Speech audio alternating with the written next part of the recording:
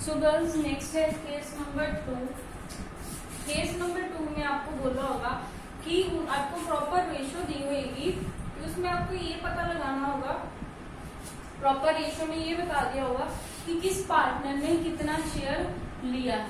जैसे question number 3 में है XYZ पार्टनर्स थे, उन प्रॉफिट शेयरिंग रेशो थी 3:4:3:2, ठीक है। और नेक्स्ट जब Z रिटायर हुआ तो X और Y ने उसका शेयर किस रेशो में ले लिया, 3:1 में ले लिया। तो इसका मतलब क्या हुआ, Z का शेयर देखो पहले कितना था, 3:9 था, ठीक है। अब क्या है, उसका शेयर ले लिया X और Y ने किस रेशो में, 3:1 में। तो X ने कितना ले लिया, 3/9 का 3/4 X ने ले लिया, 3/4 बन गया। और Y ने कितना ले लिया, Y ने 3/9 का 1/4 ले लिया, 3:1 में बोला है, तो कितना बन गया ये, ठीक है।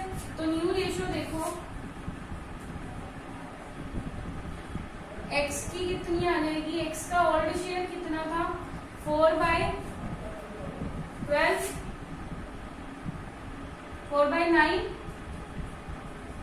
ऐड कर दोगे नया शेयर कितना है, 9/36। ऐसे ही Y का ओल्ड शेयर था 2/9, ऐड कर दोगे न्यू शेयर 3/36, एलसीएम ले लोगे 36, 4 इंटू 16 + 9 यह आ जाएगा 25। और दूसरा क्या बनता है, 25/36, और देन आ जाएगा इसी का 36, ये आ गया 4 8 + 3 11/36। तो new ratio X of X ratio Y कितना आ गया, 25:11। क्लियर है, ठीक है जी। नेक्स्ट क्वेश्चन, अब इसमें क्या था, आपको एग्जैक्टली रेशो बताया दी गई थी। ये था केस नंबर 2। पहले केस में कुछ नहीं बताया, तो ओल्ड रेशो में ही मान लेंगे, उस पार्टनर का शेयर छोड़ के जितना बाकियों का शेयर रह जाता है उसमें। अब यहाँ पे आपको एग्जैक्टली सीधा सीधा बता दिया था कि किसने कितना शेयर लिया है, तो ऐसे कर लिया। केस नंबर 3 आ गया। केस नंबर 3 में क्या है, जब क्या है, सारा का सारा शेयर क्या है, एक ही पार्टनर ले लेता है, entire share taken by one partner, तो बस उसके शेयर में ऐड कर दोगे, ठीक है। तो देखो क्या है, अल्फा बीटा थीटा 3 पार्टनर है, रेशो है 9:5:4। बीटा रिटायर हो गया और उसका सारा शेयर किसने ले लिया, थीटा ने ले लिया। तो आपको new profit sharing ratio calculate करनी है अल्फा और थीटा की। अल्फा बीटा और थीटा रेशो क्या थी इनकी, 9:5:4। रिटायर कौन हो रहा है, बीटा। बीटा का शेयर किसने ले लिया, थीटा ने, ठीक है। तो देखो बीटा का शेयर कितना था,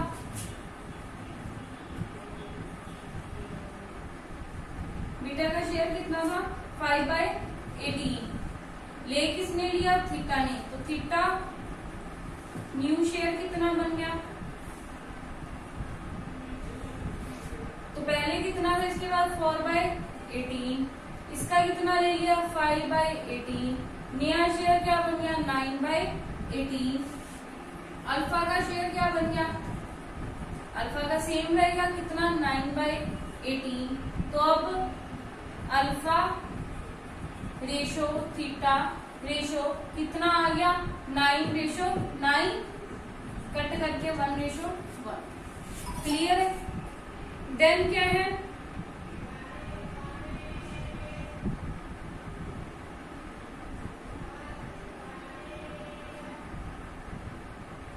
सिक्स क्वेश्चन देखो। अब क्या है, एक पार्टनर की बजाय क्या है, जब 2 पार्टनर इकट्ठे रिटायर हो जाए, ठीक है, तो उस केस में देखो क्या करोगे। क्वेश्चन नंबर 6 है, यहाँ पे लिखा है from the following particular calculate the new ratio of A continuing partner, continuing partner की न्यू रेशियो कैलकुलेट करनी है। पार्टनर थे WXYZ, ठीक है। रेशियो थी 43:1, 43:1, ठीक है। रिटायर हो गए W और Z फ्रॉम द फर्म, ठीक है। तो देखो कंबाइंड शेयर देख लो उनका कितना बनता है। W हुआ है रिटायर और कौन हुआ है, Z हुआ है, ठीक है। Z बोलते हैं, वैसे Z नहीं होता। W और Z दोनों रिटायर हुए हैं, तो इनका कंबाइंड शेयर देखो कितना बनता है, 4, 3, 7, 8, 9, 10, 4/10 प्लस 1/10, तो कितना बन जाएगा ये 5/10। अब X और Y ने कैसे लिया पता नहीं, तो किस रेशो में मानेंगे, इनकी रेशो क्या बनेगी 3:2 में मानेंगे, ठीक है। तो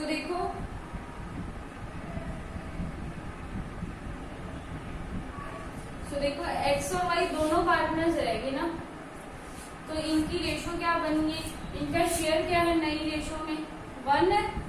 नई फर्म में टोटल शेयर कितना होता है 1 है, तो X और Y का भी कितना है, फर्म में शेयर कितना है 1।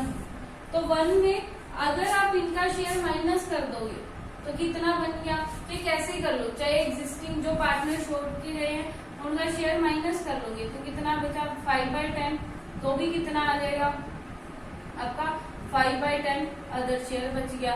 इनका टोटल करके देख लोगे तो भी कितना बच रहा है 5/10 बच रहा है। तो 5/10 को उन्होंने किस रेशो में लेना है,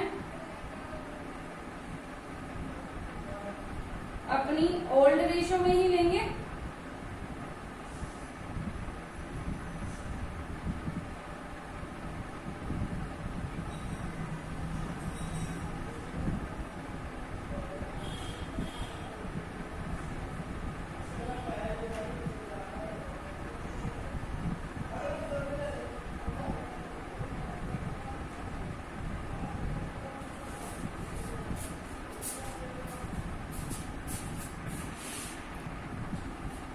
सो गर्ल्स देखो, जैसे आपकी बुक में दिया है वैसे मत करो, वैसे बहुत ज्यादा कंफ्यूजिंग आ जाएगा आपको।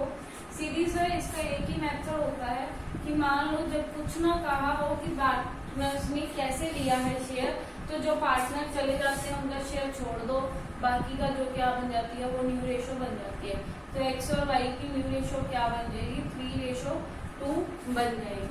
बट आपको पेपर में ये कैलकुलेट करके देना पड़ सकता है, तो इसको कैसे करना कि देखो, अब आपको ये नहीं बताया ना कि किस रेशो में उन्होंने क्या है शेयर लिया है, तो अब क्या करो, वैसे ही ओल्ड मेथड से शेयर क्या है दोनों का मिला के 5/10। सो X एक्वायर, X और Y ने वो शेयर बांट लिया, किस रेशो में बांट लिया 3:2 में।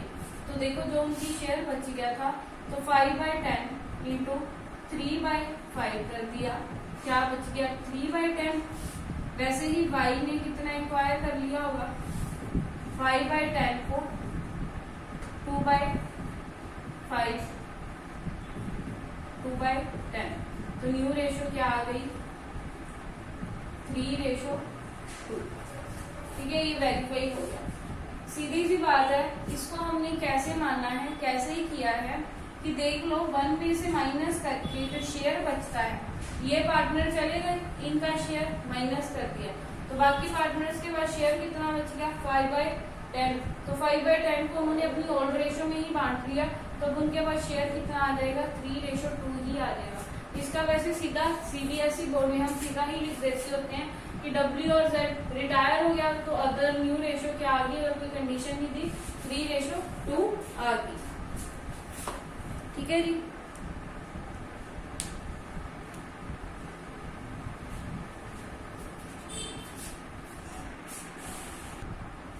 सो देखो अब जो है नेक्स्ट केस में है, जो रिटायरिंग पार्टनर है वो अपना शेयर अलग अलग दे जाता है। तो इस क्वेश्चन में आपको क्या बोला है, 7th क्वेश्चन में ABC पार्टनर है, रेशो है उनकी 2/8, 1/2, 2/8, ठीक है।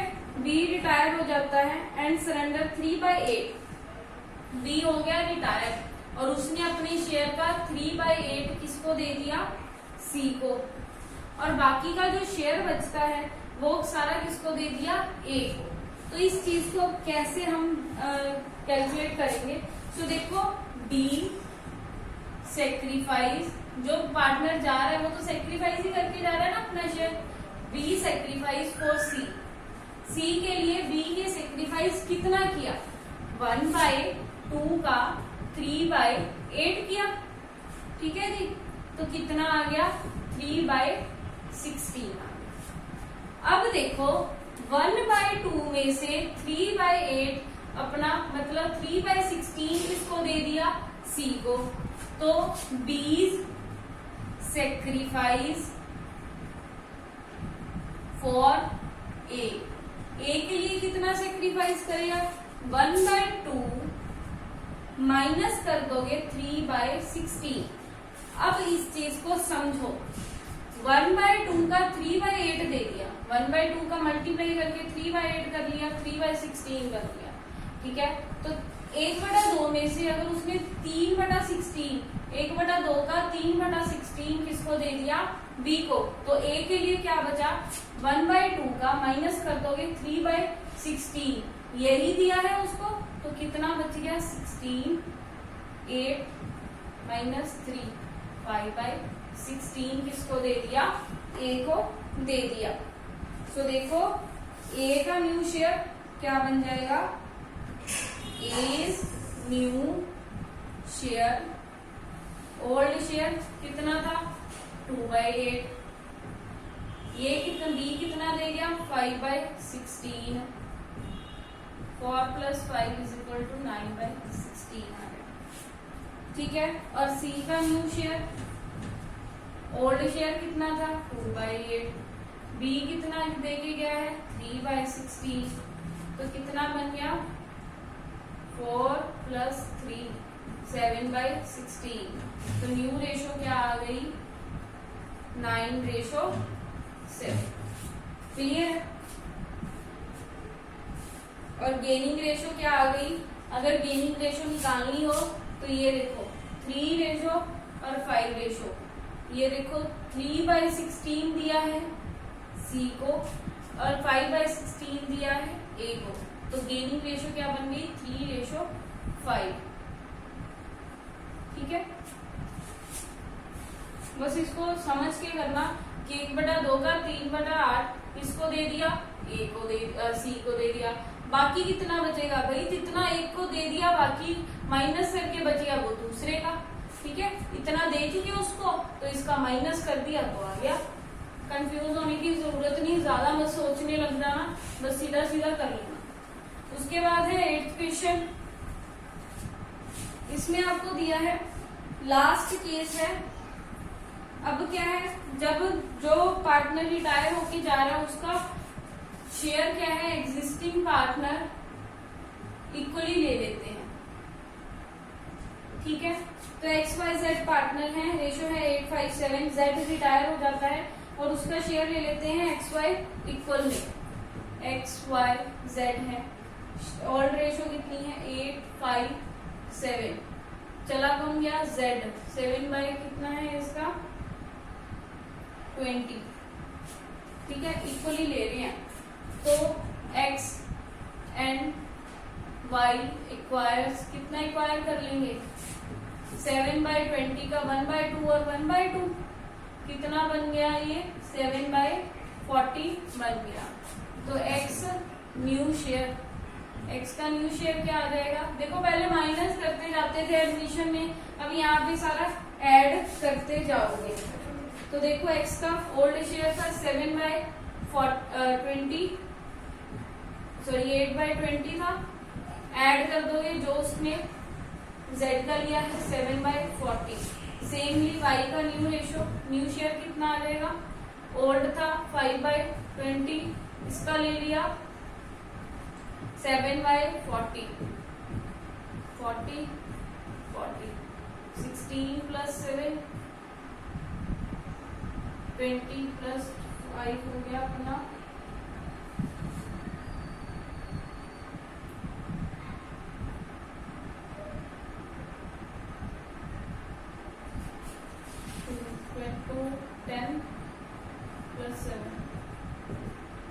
आ गया 23/40, ये 17/40, तो न्यू रेशो आ गई 23/70।